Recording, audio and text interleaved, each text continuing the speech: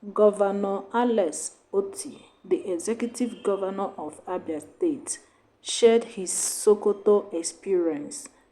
In his speech, he condemns the military attack of Python dance that claimed the life of innocent people of Abia State. Listen to him.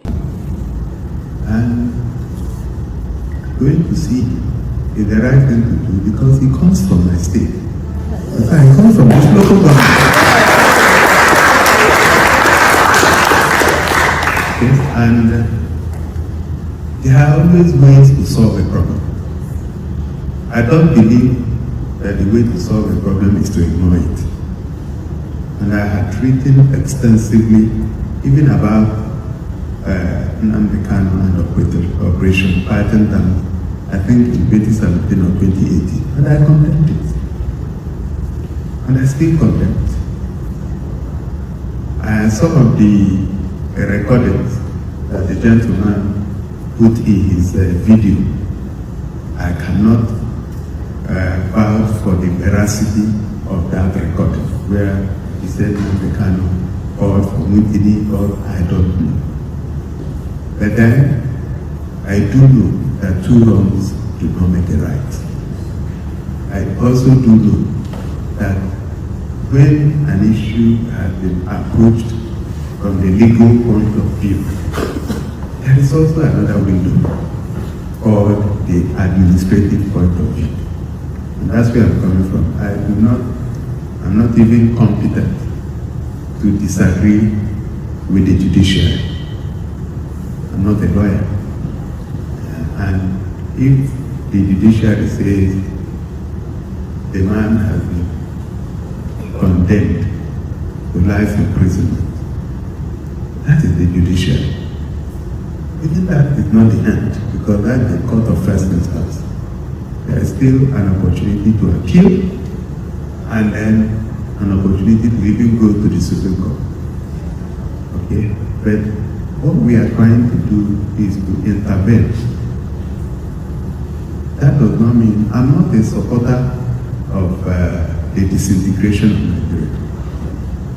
The first time I met Nnamdi Kanu in 2018, I told him that the Biafra he is fighting for is different from Ojukwu's Biafra.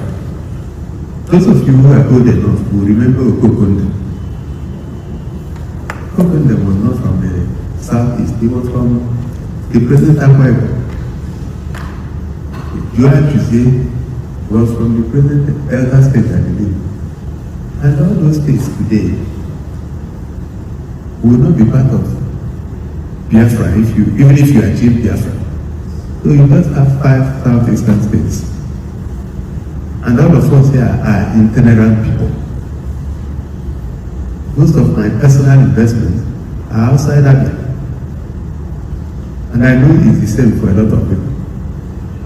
So if you are telling us that we need a visa to go to Lagos, I will tell you no. But those are different issues. And I believe that we can always sit down, discuss, negotiate. We must not all agree. But if you come with superior arguments, somebody who didn't agree with you may begin to agree with you. I've always heard the view that it's better to sit down across the table and discuss rather than go to war. And I've never seen any war that didn't end on the negotiation table. So my question is, why do you need to go to war if you know you end at the negotiation table? When Russia hit Zelensky's Ukraine, I'm sure they would have thought that this war would have been over in maybe 1 month. But we know how many years it's been. People are dying every day, living in fear. Go and mark it somewhere. At the end of the day, that war will end on the negotiation table. So I'm an apostle of the negotiation table. rather than the war that will still end at the negotiation table. So my position is that it would be insensitive of me to sit here and say one of our own who has been convicted should die when we have an opportunity to discuss, negotiate, and sue for peace. So that is my position. So the gentleman that shared the video, he said, you also say that you don't believe that it's good that I hear what people are saying. And I heard. But I think he was coming from the wrong premise.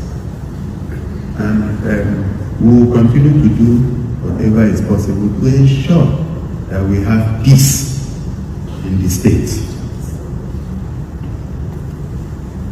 If you go to some other parts of the country, you can't come out by this kind of time. And it's not right. And I also do know, just like I told the people I'm negotiating, that a lot of people take advantage of this situation to now visit violence on our people. They take advantage of it. So, and I believe that if we have peace here, anybody that we meet the person with violence, we meet him in the gutter. But then we need to